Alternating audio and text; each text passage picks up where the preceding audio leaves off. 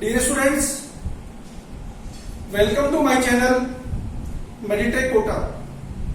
Myself DJ sir from Kota.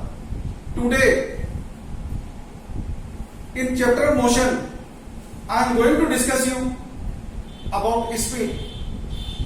In defining speed I will make you to understand what is average speed and what is instantaneous speed, that is speed. So dear student, remember speed is a scalar quantity. Speed is a scalar physical quantity. Speed is always positive. In general sense, average speed is defined as total distance traveled divided by total time taken. Let's see. Average speed can be defined as total distance traveled divided by total time taken. So whenever we need to define average speed, time interval is always important. Because in different time interval, value of average speed can be different. So whenever average speed in a numerical problem is to be defined, time interval also need to be defined in that problem. Let us see how average speed is defined from theoretical point of view.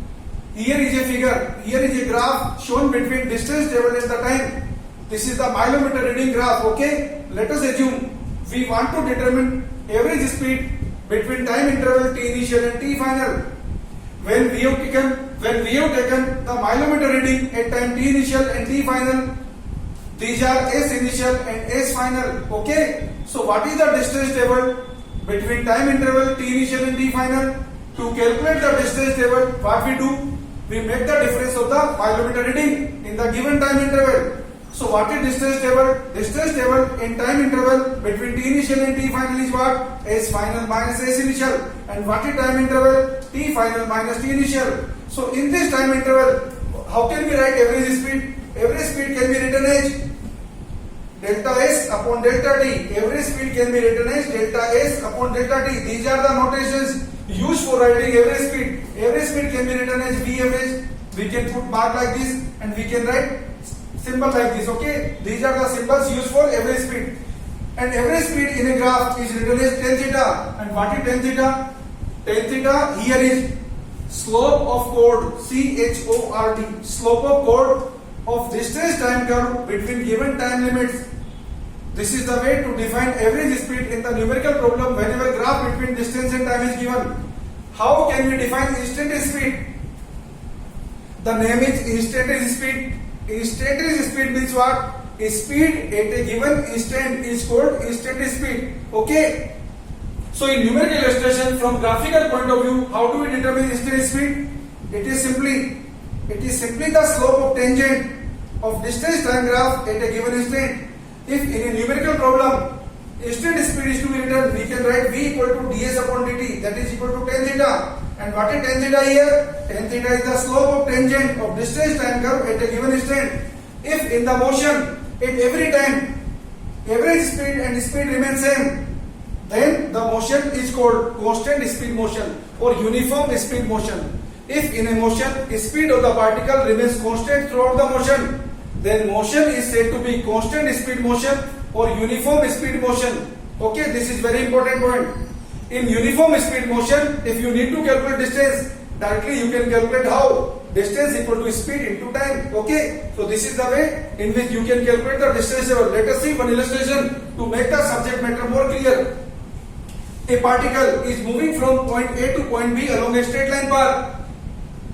Initially, the particle moved with a constant speed of 40 km per hour for 3 hours. And then from point C, the particle moved with a constant speed of 60 km per hour for 2 more hours. So total journey time is how much? 5 hours. And initially particle moved with a constant speed of 40 km per hour. Then particle moved with a constant speed of 60 km per hour. We have to calculate average speed in the time interval of 5 hours. So how can we calculate average speed? Average speed is simply how? Average speed can be defined as total distance traveled divided by total time taken. So dear student, from A to C in a time interval of 3 hours, how much is the distance traveled? Directly you can calculate speed into time. So distance traveled between A and C between 3 hours time interval is how much? 40 into 3. This is 120 km. And another distance traveled in another 2 hours interval is how much? That is speed into time, that is 60 into t. 60 into 2, that is 120 kilometer. So in a total time interval of 5 hours, total distance traveled by the particle is how much? 120 plus 120. That is equal to 240 kilometer. And how do we define the average speed? Total distance traveled divided by total time taken. Always remember, in the calculation of average speed, that time also need to be considered. If the body has stopped for some time somewhere, but here particle is not getting stopped, total time in the journey is only 5 hours. So average speed in the given case is how much? 120 plus 120 divided by 5.